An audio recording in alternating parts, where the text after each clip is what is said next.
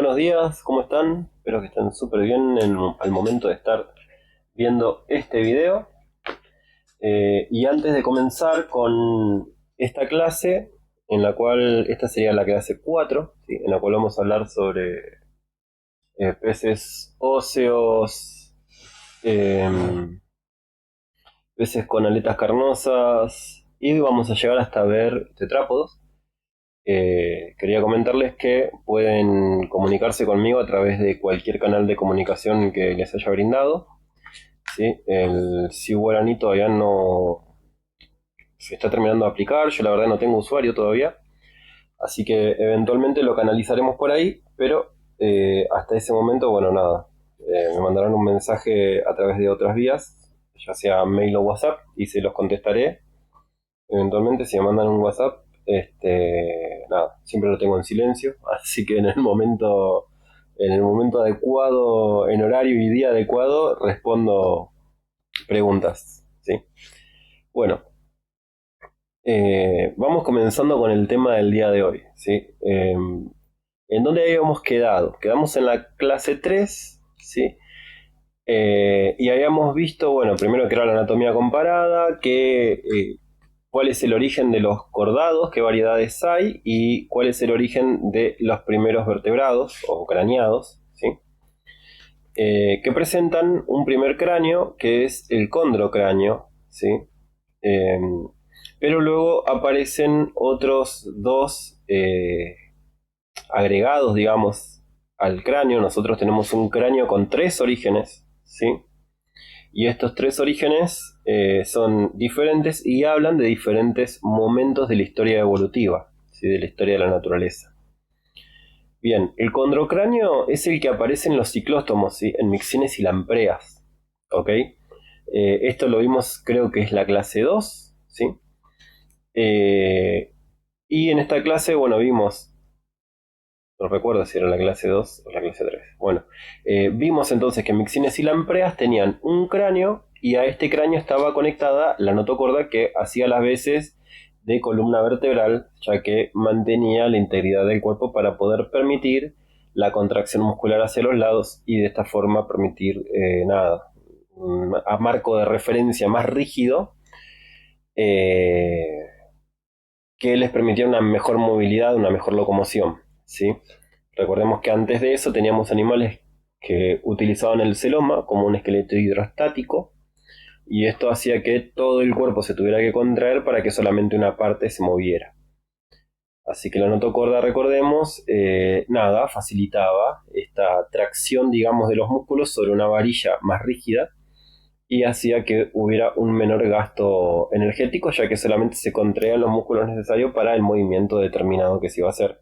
Y no todos, incluyendo aquellos que no eran partícipes, digamos, o no querían ser partícipes de ese movimiento, ¿sí? Bien, entonces a esta varilla, a esta notocorda, se va a conectar el condrocráneo. ¿Qué es el condrocráneo? Bueno, es esa parte del cráneo en la cual se van a alojar primigeniamente, a modo de protección, el encéfalo del animal, ¿sí? Y los órganos de los sentidos, es decir, desde atrás hacia adelante va a haber una cavidad, dos en realidad, no una de cada lado, una cavidad para el oído interno. Recordemos que los peces tienen oído, pero es un oído interno, ¿sí? No está conectado, no está vinculado a través de un canal con el exterior directamente, ya que no hace falta, pero sí tiene un oído interno con una cavidad para los ojos, ¿sí? Es decir, para la visión, y otra cavidad para los órganos olfativos. ¿Sí? Entonces tenemos órganos de la audición, órganos de la visión y órganos del olfato en cavidades, ¿sí? Desde atrás hacia adelante en ese orden. Esa es la función del condrocráneo, proteger esos órganos, ¿sí? Y el encéfalo. Esto aparece en mixines y lampreas, o lo vemos presente ya en mixines y lampreas. Luego aparece un segundo agregado, ¿sí? Que aparece en esos, no sé si recuerdan, si no, revísenlo en la clase anterior, en los ostracodermos, que eran unos peces eh, ya con escamas, ¿sí? Recordemos que los ciclóstomos no tienen escamas, ya con escamas, y estas escamas Algunas de ellas forman una coraza, una cabeza acorazada, que va a proteger al animal, va a evitar que lo devoren, ya que recordemos que estos animales son tragados, no son masticados, todavía no hay mandíbula acá, y principalmente los protege de ser devorados, es decir, de ser tragados enteros, gracias a estructuras estrafalarias bastante rumbosas y bien grandes, espinas, cosas que salen hacia los costados, prominencias, que evitan que los animales estos sean fácilmente devorados y fácilmente tragados. Entonces tenemos unas cabezas súper acorazadas y atrás unos cuerpitos con escamas mucho más pequeñas que le permiten a la cola del pez hacer el batido del agua, así para poder nadar. Bueno, estos son los ostracodermos. Esas escamas modificadas en placas, ¿sí? Son las que van a evolucionar y formar al dermatocráneo, son las que se convierten en el dermatocráneo. Entonces es una cubierta protectora para un todo, ¿sí? Y dentro de ella hay otra cubierta que no es una cubierta, perdón, un espacio con oquedades en donde pueden estar, ya dijimos, los órganos de los sentidos y el encéfalo, ¿no? Entonces dentro de eso ya ahora lo teníamos alojado, podríamos decir, en unas cajitas, en unos compartimientos a estos órganos. Bueno, encima de eso le pusimos un blindaje. Ese blindaje es el dermatocráneo, ¿sí? Digo, para dar una analogía. Y luego aparece el esplacnocráneo, ¿sí? Que si seguimos con esta analogía, podríamos decir que el esplacnocráneo es como sumarle una pala de retroexcavadora, por decirlo de alguna manera, ¿no? El esplacnocráneo evoluciona, ahora lo vamos a ver, a partir de los arcos branquiales y va a dar lugar a la mandíbula propiamente dicha y a las estructuras que vinculan a la mandíbula con el cráneo, ¿sí? Con el cráneo que ya es condro más dermatocráneo. O condrocráneo en algunas especies, ahora lo vamos a ver. Bueno, ¿en dónde estamos parados? Perdón, acá lo que ya hemos visto, ¿no? Seguimos la flecha, si continuamos en este endograma, ya sabemos que aparecieron las tres partes, ¿sí? Los tres tipos de... El cráneo con tres orígenes diferentes, ¿sí? Que demuestran tres momentos de la historia evolutiva. Y llegamos hasta acá, ya un animal con un cráneo completo, ¿sí? Con sus tres orígenes. Y tenemos los acantodios. Recuerden que siempre que hay, si quieren volver para atrás, recuerden que siempre que tenemos esta crucecita, indica que este grupo, nada, caput, ya se encuentra extinto, ¿sí? O sea que a partir de acá estamos hablando de todos animales que tienen representantes vivos en la actualidad. Y bueno, cefaloscordados y ciclóstomos también hay, pero ya no hay ostracodermos ni placodermos. Bueno, los acantodios son también llamados tiburones espinosos, ¿sí? Son bichos bastante primitivos, también tienen unas cabezas que parecen como acorazadas, pero son unas corazas, son unas placas, unas escamas mucho más chicas, menos espectaculares, ¿sí? Que las que habíamos visto en ostracodermos y placodermos, ¿sí? Bueno, la cantidad de eso se reduce, perdón, y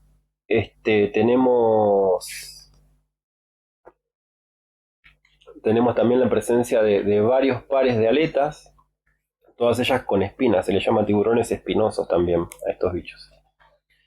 Hasta acá recordemos, sí tenemos unas placas enormes y hermosas, ¿sí? En los placodermos y ostracodermos. En los placodermos, por ejemplo, tenemos a Dunkleosteus, se escribe con K de kilo, y de hecho tenemos una cabeza modelada en el Museo Argentino de Ciencias Naturales, ¿sí? por un colega, está muy linda la cabeza que modeló.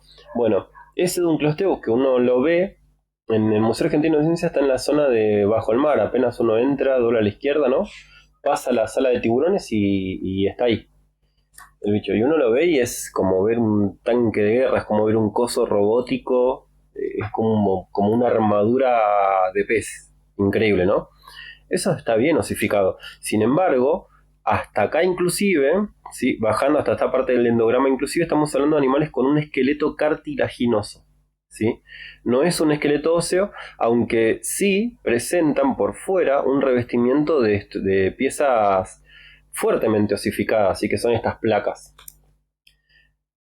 ¿Ok? Bueno, entonces tenemos acantodios y condrictios, que si no recuerdo mal ya habíamos hablado de ellos. Los condrictios son los peces cartilaginosos, cuyos actuales referentes son tiburones y rayas, ¿sí? Principalmente. Entonces vamos a tener estos animales que además, miren, pierden el dermatocráneo.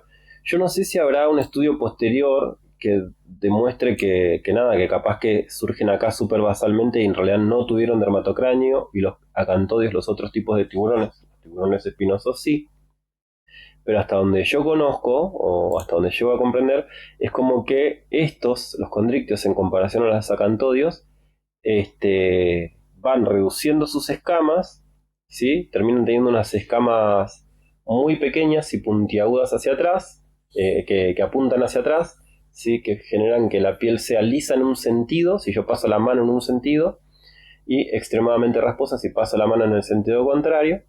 Y esto les sirve para traccionar sobre el agua y generar un flujo laminar de avance y aumentan la fricción para el retroceso, de modo tal que el animal siempre está empujando hacia adelante, ¿sí? Lo hace traccionar literalmente en el agua. Bueno, y al reducir estas escamas, tal parece que también se reducen y desaparecen estas placas óseas que lo hacían un animal pesado. O sea, pierde protección y gana versatilidad, ¿sí? El animal. Bien, si se fijan, esa separación se da, tal parece, en algún momento relativamente temprano y los acantodios luego desaparecen, ¿sí? Y se forma un segundo grupo, ¿sí? En animales con dermatocráneo, o sea que los condrictios y los osteictios, no es que los osteictios derivan directamente de los que nosotros llamamos condrictios directamente, sino están un poquito atrás, ¿sí? Un poquito más atrás, supuestamente evolutivamente.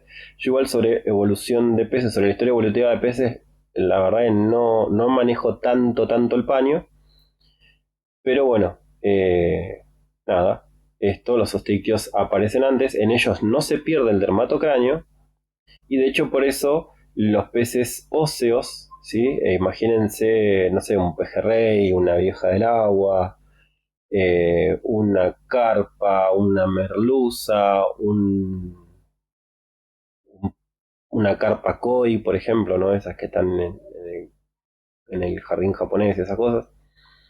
Un atún, por ejemplo, vieron que tienen unas cabezas que el cuerpo está todo cubierto de escamas, unos cuerpos, perdón, es que el cuerpo está todo cubierto de escamas, es muy suave al tacto, o sea, si yo lo presiono al pez, cede, ¿sí? Se deforma la carne, y si hago lo mismo en la cabeza, no, porque es una cabeza fuertemente osificada, con huesos delgados, o se los puedo cortar con un cuchillo hoy, por ejemplo, con un poco de fuerza, pero es bastante resistente esa cabeza. Bueno, esa cubierta de esas placas, una parte de eso es dermatocráneo, lo que perdieron lo que perdieron los condrictios, ¿sí?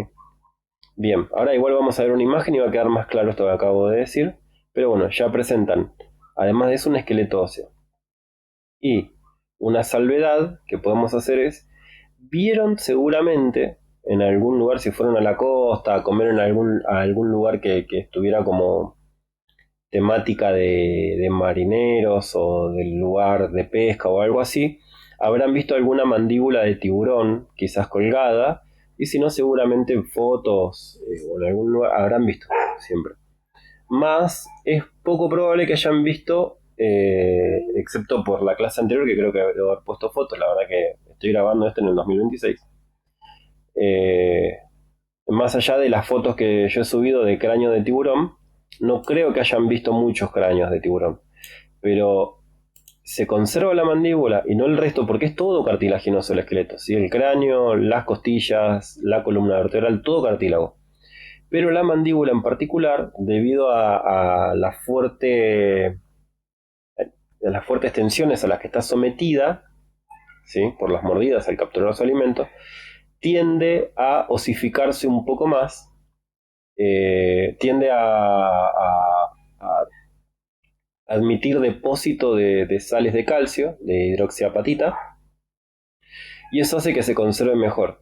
Además, la mandíbula tiene más identidad, podríamos decir, es más visible, es más observable, más fácil de entenderla cuando yo pesco un tiburón que el resto del cráneo, ¿sí? Es medio difuso, uno no sabe en dónde empieza, no sé, un cartílago que es un ligamento y en dónde empieza el hueso, no se entiende muy bien, ¿sí? Entonces es fácilmente cortable. Mientras que la mandíbula es más fácil a la vista observarla y bueno, es más fácil sacarla y conservarla, ¿sí? Bien, pero no es un esqueleto óseo, o no es ósea la mandíbula, ¿sí? Es cartilaginosa osificada, que es diferente a que desde tu mismo desarrollo, ¿sí?, ya empieces a osificar, gracias a la regulación de los genes, ya empieces a osificar planificadamente tu esqueleto. Bueno, esos son los osteícteos, ¿sí?, con un esqueleto óseo, no osificado, o sea, no endurecido, ya no endurecido con el tiempo, con el envejecimiento, con el crecimiento, está planificadamente osificado, ¿sí?, desde el punto de vista del desarrollo. Bueno, los osteícteos se agrupan, o podemos hablar de una primera diferencia, que son los actinopterigios y los sarcopterigios. Ahora igual vamos a hablar sobre las mandíbulas, ¿sí? Luego los sarcopterigios tenemos los dipnoos y luego tenemos los tetrápodos, ¿sí?, que ya estamos hablando de animales terrestres, ¿sí?, de bichos que ya se adaptaron a tierra firme. Así que bueno, antes de continuar con esto vamos a ir a algunas aclaraciones previas sobre las mandíbulas, los orígenes de los diferentes cráneos y principalmente los tipos de suspensión mandibular que hay, es decir, cómo se vinculan el condrocráneo y la mandíbula, es decir, el esplacnocráneo, ¿sí? Bueno, acá tenemos un cráneo esquelético podría ser de algún tipo de tiburón, de algún tipo eh, de condrictio, ¿sí? Vamos a tener la parte superior, que es el condrocráneo, ¿sí? Acá tenemos otra parecida. Bueno, y acá está la cápsula nasal, la órbita donde va a estar el ojo, acá va a estar alojado el órgano del olfato, acá va a estar el órgano de la visión, y acá la cápsula óptica, el órgano de la audición, ¿sí?, o sea, el oído. Y vamos a tener una mandíbula que tiene otro origen, ¿sí? Hay dos teorías, recordemos, esto creo que ya lo había nombrado. Una plantea que existían varios arcos, ¿sí?, branquiales delante, pero que se perdieron, y que luego se conservaron dos arcos branquiales. El primer par de arcos branquiales, el par, es el par izquierdo, y el par derecho, por ejemplo, del otro lado, ¿no? Y a su vez cada arco del par está como dividido, tiene como una zona de intersección, como una bisagra, podríamos decir, en el medio, ¿no? Bueno, y a su vez tiene una parte superior e inferior. Bueno, el primer arco, la parte superior del arco da lugar al palato cuadrado, al paladar. Y la parte inferior del arco da lugar a la mandíbula, ¿sí?, o cartílago de Meckel. Entonces tenemos palato cuadrado y cartílago de Meckel, los dos primeros huesos o las dos primeras piezas, ¿sí?, del primer arco mandibular. De primer arco branquial, perdón. Del segundo arco branquial van a derivar dos estructuras, el hilo mandibular y el ceratoial, ¿sí?, o hioides, en realidad todo entero. Pero bueno, vamos a quedarnos con este nombre porque estas estructuras luego van a modificarse y desaparecen, entonces le damos entidad al ceratoial y al hilo mandibular, ¿sí? Bueno, esto es lo que pasa, o esta es la modificación que se da, y luego en estos animales, que recordemos son peces, siguen los otros arcos, arcos branquiales, ¿no? Siguen usando o ejerciendo, mejor dicho, perdón, la función de arco branquial. Es decir, acá van a estar las branquias con su filamento branquial y toda la bola. Bueno, van a estar acá, van a estar pegaditos acá, entonces van a haber flequitos todo alrededor de esto. ¿Sí? Pero estos dos primeros arcos entonces se van a empezar a vincular con el cráneo de modo tal que nada, puedan morder, pero además no se desprendan. Esto no es algo que está suelto. De hecho, esto tampoco está suelto, esto está agarrado a la columna vertebral. ¿Sí? Bien, acá tenemos un cráneo de un tibu, ¿sí? Algún tipo de tiburón. Seguramente en donde bajé la imagen debe haber decidido de qué, debe haber dicho de qué era, pero nada, yo la verdad que no lo recuerdo en este momento. Y vamos a ver entonces, de nuevo, miren en amarillo lo que va a ser de origen esplácnico, ¿no? Y en celeste el condro.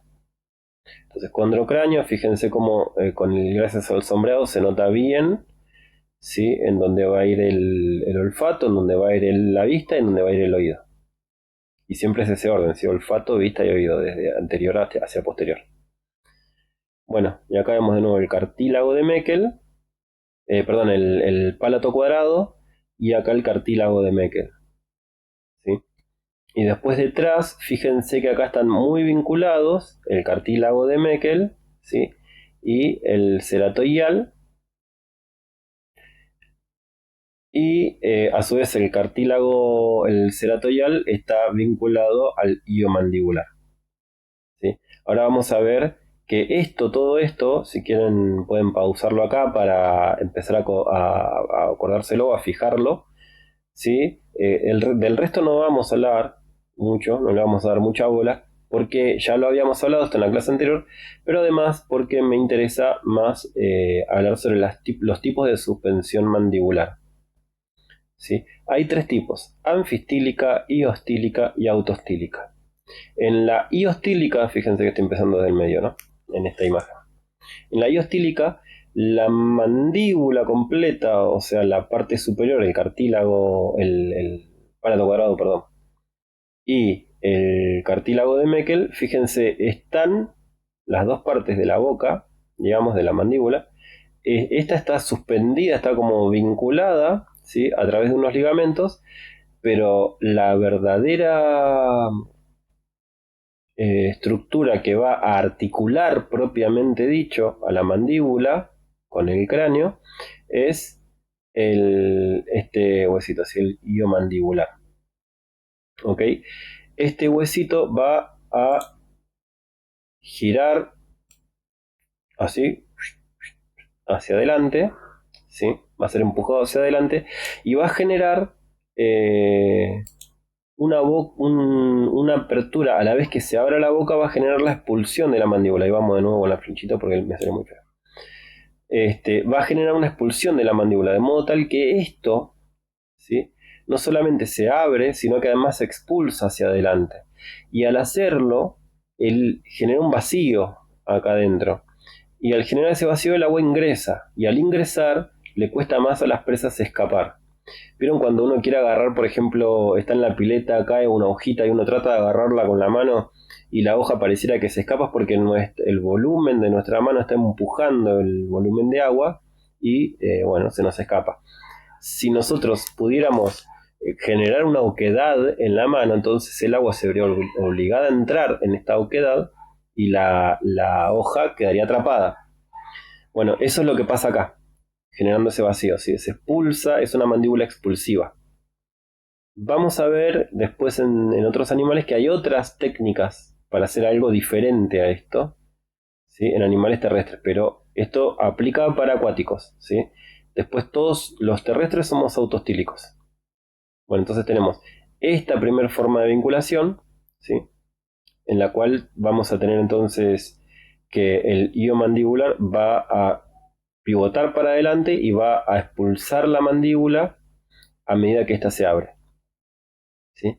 Después en la anfistílica vamos a tener una disminución de acá, esto me quedó una marca anterior, vamos a tener una vinculación más fuerte del cráneo, ¿sí? Hay acá un poquito de cinesis en esta región, un poquito de movimiento, pero es mínima.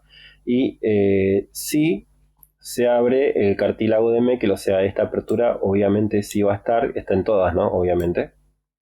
Pero no es tan fuerte esta expulsión. Esta anfistílica, ¿sí? Muestra que no está a través de ligamentos, sino que está directamente unida, ¿sí? La mandíbula, perdón, el palato cuadrado, la parte superior, está directamente unida al condrocráneo, ¿sí? Acá no está directamente unida al condrocráneo, el vínculo es a través del iomandibular, el vínculo sí cercano. Y después tenemos la autostílica, en la cual el palato cuadrado ya está como fusionado al condrocráneo, no lo podemos diferenciar, ese es nuestro caso, por ejemplo, ¿sí? Está como fusionado y la mandíbula, el cartílago de Meckel, sí, obviamente sigue abriendo y cerrando, y ahí sí hay una articulación. Pero en el otro, en este caso, en la autostílica, bueno, ya hay como una dependencia, este, perdón, hay una vinculación mucho más fuerte y acá ya no hay nada de cinesis, ¿sí? Entre esta parte y esta parte. Este es el tipo de vínculo que tenemos nosotros. Fíjense, esto sería el hueso en donde están los dientes, ¿sí? El malar, por ejemplo. No hay movimiento con respecto al cráneo, con respecto a la parte inferior de las órbitas oculares, ni nada por el estilo. Es toda una misma pieza para nosotros. Yo veo una calavera, un cráneo, ¿no? De una persona, y no veo esa diferencia. No veo un límite claro. Acá tampoco se ve. Fíjense que acá sí se nota el límite claro. Ok, bueno, vamos a borrar esto y continuamos.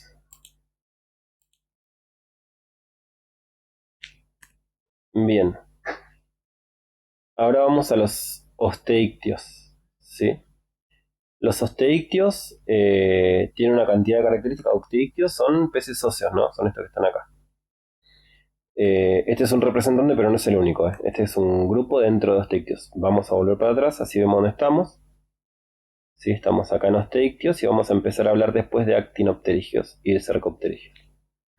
Bien, características generales de todos los osteictios. ¿Sí? Todos tienen esqueleto óseo. ¿Sí? Es decir que tienen huesos óseos, valga la redundancia, pero hay huesos cartilaginosos también.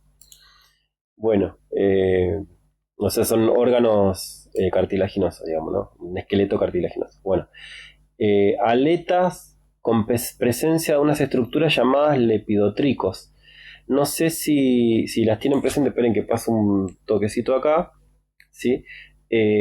Bueno, acá justo esto está para señalar otra cosa, pero vieron estos radios, ¿no? Estos, ¿sí? Esos son los lepidotricos. Y tienen una forma de vinculación, están formados por dos hileras de escamas modificadas, ¿no? Y tienen una función que es permitir un manejo muy específico, ¿sí? Muy, digamos, una motricidad fina, podríamos decir, ¿no? De las aletas, de modo tal que los peces pueden maniobrar perfectamente con un perfecto manejo de estas aletas y por lo tanto del desplazamiento del agua y por lo tanto nada, de la maniobrabilidad que tienen. Hay peces, no obstante, que están hechos para la velocidad, podríamos decir, así como bien determinista, ¿no? Pero bueno, que tienen aletas más largas y bien angostitas, por ejemplo, los atunes, que esos se nota más acá, no en la cola, que son peces más rápidos, ¿sí? Y hay otros peces que van a tener aletas más lobuladas, como más redonditas, con lepidotricos también, ¿no? Que son más para la maniobrabilidad. Bueno, segunda característica, entonces, aletas con lepidotricos. Tercera característica, poseen un cráneo con suturas. Bueno, esto es una obviedad si uno lo piensa. ¿Por qué? Porque ahora hay huesos, propiamente dicho, y no hay cartílagos, ¿sí? No es todo cartílago. Entonces ya se puede ver perfecta dónde termina un hueso y dónde empieza otro en el cráneo. Y ahí empiezan a verse las suturas, ¿sí? Eh, Cuarto, van a tener narina anterior y posterior. ¿Y qué quiere decir esto? Bueno, los tiburones, que yo creo que no tengo encima ninguna imagen acá de uno. No tengo. Bueno, los tiburones, por ejemplo, tienen una narina, ¿sí? O sea, un lugar en el espacio donde está el olfato, el órgano del olfato. Vamos a tener un agujerito por donde va a entrar el agua, ¿sí? Y otro por donde sale, la anterior y la posterior. Pero están vinculadas, entonces se ve como un 8, podríamos decir, ¿sí? En donde no está terminado de cerrar la unión entre los dos orificios, el de entrada y el de salida. Mientras que acá sí, si uno se fija a cualquiera de estos peces, va a ver que tienen dos agujeritos nasales por cada lado. O sea, dos izquierdos, dos derechos. ¿Sí? Eso es porque el agua ingresa por uno y sale por el otro de los orificios estos. No está vinculado al sistema digestivo y tampoco al respiratorio, obviamente, como pasa en nosotros. ¿Sí? Ellos no. No está vinculado. ¿Sí? Entonces entra el agua por una narina y sale por otra. Y de esa manera ellos perciben elementos químicos que están en el agua, o sea, olfato. ¿No? Bien. Tienen vejiga natatoria. ¿Sí? Esta vejiga natatoria lo que hace es con ella, lo que hacen con ella es regular eh, el volumen, la densidad del cuerpo, ¿sí? O sea, el volumen dividido por el peso, hinchando y contrayendo, expandiendo y contrayendo, ahí está, mejor dicho, la vejiga natatoria. De ese modo los animales estos pueden subir o bajar sin la necesidad de nadar hacia arriba o nadar hacia abajo. No obstante eso, pueden nadar hacia arriba y nadar hacia abajo, ¿sí? Si un pez tiene mucha necesidad de subir, además de aumentar el volumen de su cuerpo, ¿sí? Es decir, además de agrandar la vejiga natatoria, puede también impulsarse hacia arriba con la cola, de modo tal que subirá mucho más rápido. ¿Sí? Esta estructura deriva del intestino, ¿sí?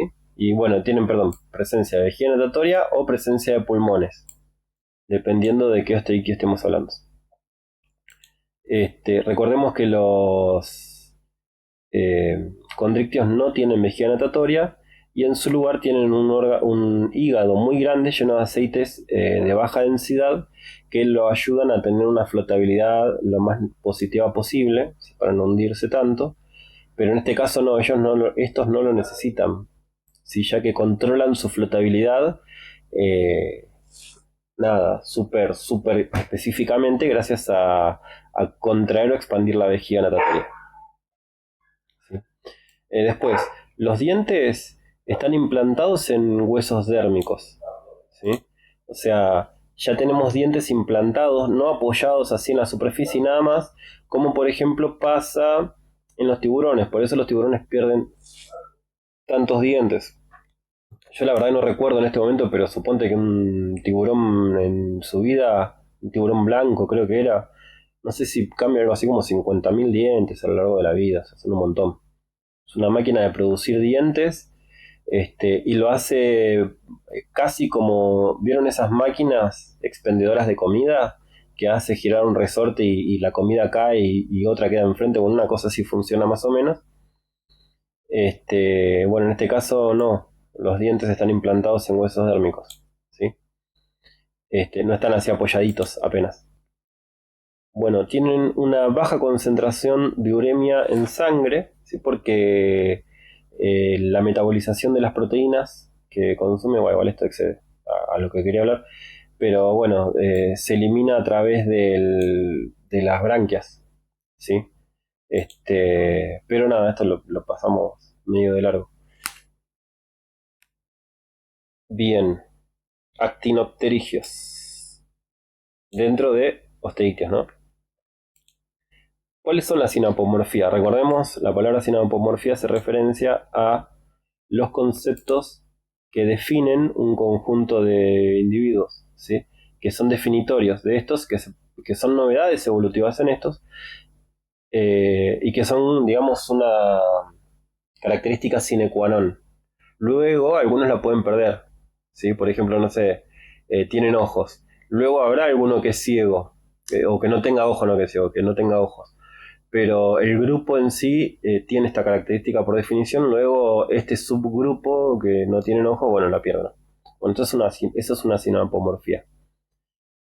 Como dijimos, presentan esqueleto óseo, las aletas con lepidotrícos, los cráneos con suturas y todo esto. Miren, es la misma, perdón. Disculpen, disculpen. Este.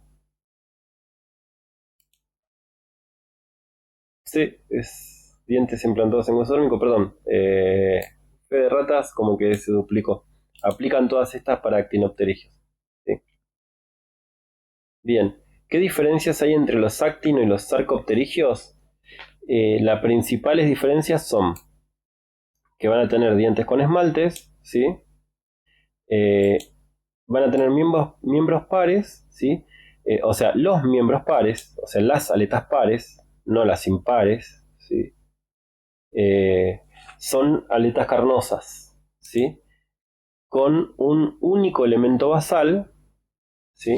Y su derivado llamado miembro quirídeo. Ahora vamos a ver mejor esto, pero básicamente es una estructura base, ¿sí? Una pieza basal, que luego se va a convertir en el fémur o el lúmero, ¿sí?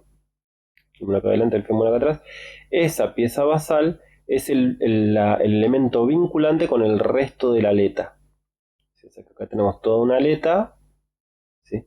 Y hay un miembro basal que eventualmente va a ser el húmero o el fémur, dependiendo si es anterior o posterior. Y tienen un tipo de escamas llamadas cosmoideas por la forma en la que crecen. Esto nada, después lo veíamos en un práctico, en los tipos de escama y la comparativa de eso. Ahora bien, fíjense esto, ¿sí? El- el- la homología de las estructuras y la anatomía comparada de diferentes especies de sarcopterigios y ya tetrápodos me permite hacer un reconocimiento de húmero, esto es la pata anterior, ¿no? El brazo, podríamos decir. El húmero, el radio, el cúbito, y otras piezas, ¿sí? Las falanges, los carpos, los metacarpos, bueno, me permite reconocerlos acá, ¿sí? Puedo hacer un seguimiento de estas estructuras hasta que llegamos a la estructura como más común, que es esta, que son 5 dedos, ¿sí? Y estas tres piezas como basales y después los carpos y metacarpos los carpos, perdón, pueden variar, la cantidad de carpos puede variar. Bueno, los sarcopterigios, ¿qué novedad tienen? Fíjense cómo lo estamos pasando así medio rapidín, ¿no? ¿Qué novedades tienen? Bueno, son animales primero que se creían extintos, ¿sí? Hoy sabemos que hay algunos por ahí dando vuelta, en algunos lugares cerca de Sudáfrica, si no recuerdo mal, o de Madagascar, o de los dos lugares. Y ya son los ancestros directos de nosotros, ¿sí? De los animales, de los vertebrados terrestres. Y estas aletas carnosas les permiten a ellos impulsarse en lugares sin agua, ¿sí? Ya tienen como una preparación, podríamos decir, ¿sí? Para poder explotar estos lugares de intermareas, por ejemplo, aunque las especies actuales no lo hacen, viven bien en mar abierto, ¿eh? Pero tienen, gracias a estas aletas, pueden arrastrarse y tienen la fuerza suficiente como para arrastrar su cuerpo y ya no pegar esos saltos locos que dan los peces, ¿vieron? Que dan coletazos y saltan. No, estos se pueden arrastrar, ¿sí? En tierra firme hasta encontrar un charco de agua o guarecerse en alguna poza o algo por el estilo, ¿sí? Esa es como la gran novedad de los sarcopterigios. Y bueno, dentro de ellos queda una de las especies actuales, esto es una foto, la latinmeria, ¿sí? Un tipo de celacanto, que bueno, fíjense acá cómo se aprecia recontra bien que la aleta es carnosa, ¿sí? Aunque todavía tiene radios acá, ¿sí? Este tipo de cola, ¿sí? Eh, Nada, no es, Ay, se me fue. Heterocerca, homocerca. Y esta es dificerca. Ahí está, no me salió la palabra. Este tipo de cola, como de 3 lóbulos, se llama dificerca. Bueno, los celacantomorfos van a tener una notocorda persistente, ¿sí? Eso todavía está presente. Estas son características, no son características eh, sinapomórficas. Una aleta caudal con 3 lóbulos, ¿sí? Una vejiga natatoria, pero que va a tener las paredes como osificadas. Y esto no nos ayuda a poder controlar la, la flotación, ¿sí? Es medio mala esta vejiga natatoria, pero sí sirve como un reservorio de comida. De energía. Ovíparos tienen electroreceptores rostrales, ¿sí? Y bueno, tienen una uremia fisiológica, es decir, controlan los niveles de uremia en sangre. Y luego tenemos los tipnos, ¿sí? Que son como un paso siguiente a estos. Fíjense, esta aleta carnosa, fíjense que está con un montón de piezas óseas. Y después tenemos un grupo que es como un paso posterior a estos, tal parece. No obstante, han ido como sufriendo una modificación de esto. Lo que uno diría, bueno, es obvio que si venimos de este bicho y pasamos a este con esta aleta así, lo obvio siguiente que tengan, no sé, 3 o 2 pares de patas, ¿no? Tengan 2 pares de patas eh, o 2 aletas más parecidas a patas, como más articuladas, con un movimiento. No, en un grupo tenemos esto, porque obviamente la evolución no es una carrera en un solo sentido, sino que simplemente es ir adaptándose a los cambios que se van produciendo.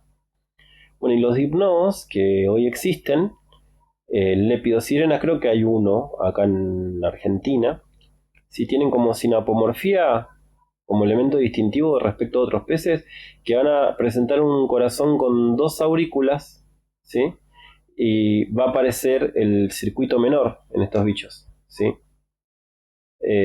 Lo cual les permite bombear, son peces pulmonados, además, ya tienen pulmones, ¿sí? Y va a aparecer un circuito para irrigar directamente los pulmones y otro para el resto del cuerpo, ¿sí? Las narinas van a estar en posición interna, la notocorda es persistente en estos bichos, van a tener una placa dentaria ya que tienen unos dientes muy chiquitos, ¿sí? Y son ovíparos. Bueno, y acá podemos comparar y además tienen esto que es el miembro quiridio, sí que tiene una estructura que lo va a vincular al miembro quiridio con el cuerpo, ¿sí? Esto ya es el esqueleto apendicular, hasta acá teníamos esqueleto axial solamente, ¿no? Y acá ya tenemos esqueletos apendiculares, ¿sí? En donde diseñamos como una abrazadera, entre comillas, ¿sí? Que adapta estas patas al cuerpo, ¿sí? Como que está pegando las patas al cuerpo porque necesitamos una tracción y un soporte muy fuertes, ¿sí? Bueno, eso es la cintura pectoral o escapular y la cintura pélvica, ¿sí? Eso es lo que son básicamente, ya hablando en animales terrestres, ¿no? En vertebrados terrestres. Y esa cintura, ¿sí? Que lo que hace es rodear, es agarrar como si fuera una abrazadera, como un brazalete, va a tener como adherido a ella, o lo que va a adherir, es una pieza basal, ¿sí?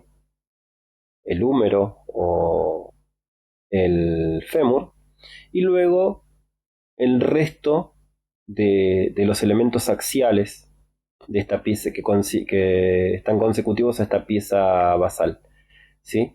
Fíjense cómo acá estos elementos axiales tienen un montón de ramificaciones hacia los lados, formando una aleta lobulada, y acá eso se da una pérdida de esto, ¿sí? De estas piezas, y queda como si fuera una especie de látigo, ¿sí?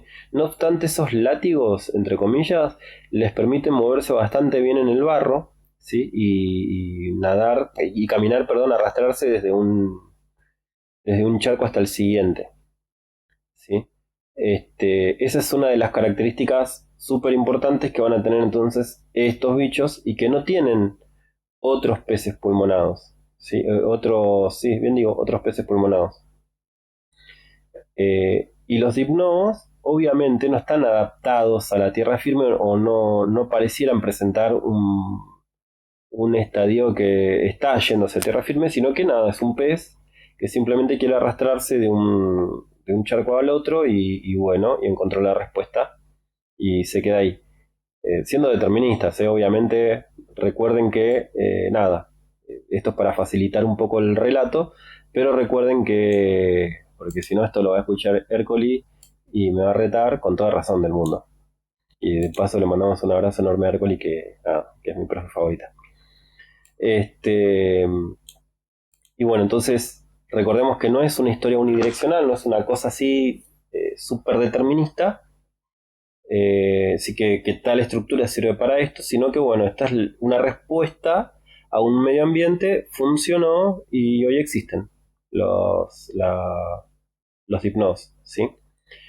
Por otro lado tenemos estos otros bichos que podríamos decir, obviamente este es actual, ¿sí? Y obviamente nosotros los vertebrados terrestres ya existimos, así que este no es nuestro ancestro, este es un animal actual, tan actual como nosotros, ¿sí?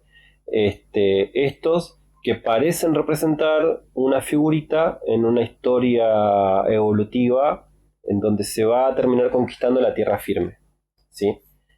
Con algo parecido a esto que estamos viendo acá, que obviamente de esto tampoco sabemos si es que alguno de ellos directamente es el ancestro directo nuestro digo los vertebrados terrestres, o no lo es, o se apareció más de una vez, eso la verdad que no lo sabemos.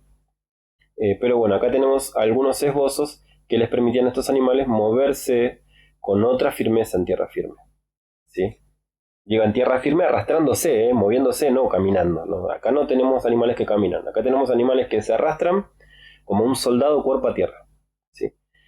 Así que bueno, hasta acá llegamos en la clase de hoy y ahora en un ratito vamos a estar, pasen al siguiente video y vamos a empezar con la clase 5 que es la de tetrápodos, ¿sí? Así que bueno, espero que nada, que no les hayan quedado dudas. Esto lo estoy armando más que nada como para una ayuda a memoria, para por ahí ver un poquito la progresiva, digamos, de esta historia que venimos contando. Así que lo estamos armando como en un cuentito, pero obviamente es mucho más que eso. Nos vamos deteniendo en cada estación, digamos, en cada capítulo, pero bueno, nos ayuda a entender un poco más eh, algunas adaptaciones que fueron necesarias a tierra firme, ¿sí? Así que bueno, y acá, chicos, perdón, esto no recuerdo, creo que no es una sinapomorfía, pero también me olvidé de hablar sobre el opérculo único, o la galla de los pescados, ¿no? Que es un hueso que va a estar acá a los costados, sí, tapando los arcos branquiales, y este opérculo se va a abrir y cerrar, ¿sí? De modo tal que el pez hace pasar una corriente de agua acá cuando está totalmente detenido y de esa forma sigue oxigenándose sin la necesidad de nadar. Cosa que recuerden que los tiburones no tenían, ¿sí? Y tienen que nadar constantemente para oxigenarse. Y bueno, acá no solamente tenemos una adaptación de la vejiga natatoria que le permite al bicho estar estático o subir o bajar en una columna de agua sin siquiera aletear, o sea, sin pegar coletazos, sino que además pueden hacer pasar una corriente de agua y siguen haciendo esta corriente de que el agua pasa por la boca y sale por los costaditos, ¿sí? Este, así que nada, eso. Y bueno, hasta aquí la clase de hoy, chicos. Espero que estén bien y cualquier duda me pueden escribir al respecto.